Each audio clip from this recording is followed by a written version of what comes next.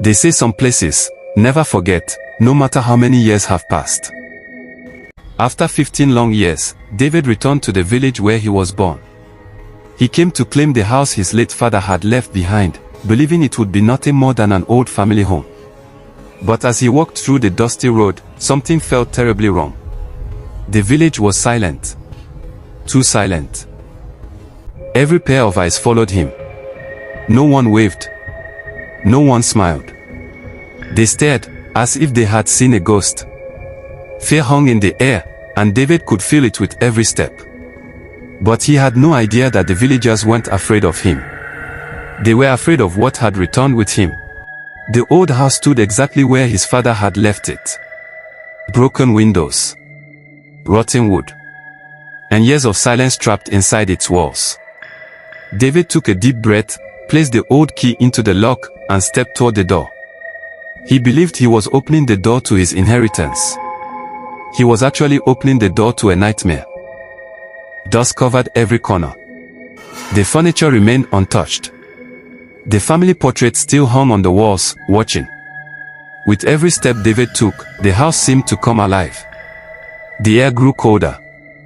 The silence grew heavier. And somewhere inside the darkness, something was watching him. Among the old photographs, one image caught his attention. It showed his father standing beside a tall figure.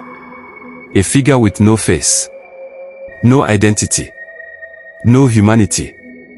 As David stared at the picture, the candle began to flicker.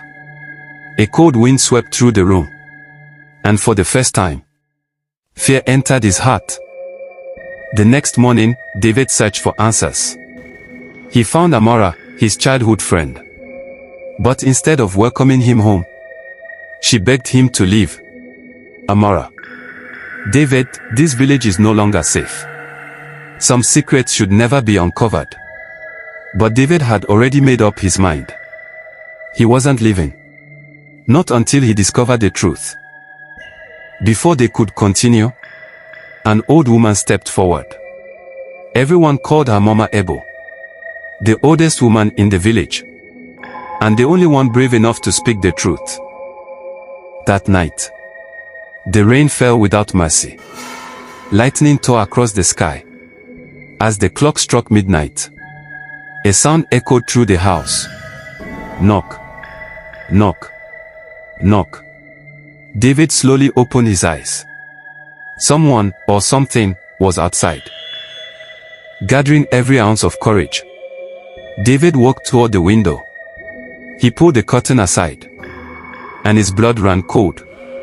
A tall figure stood motionless beneath the moon. It had no face, and under the bright moonlight, it cast no shadow. Frozen with fear, David stepped away from the window. Then, a whisper drifted through the darkness. Unknown voice. You finally came home. He turned around. The bedroom door slowly opened by itself. The faceless shadow was no longer outside. It was standing inside the house. And it had been waiting for him.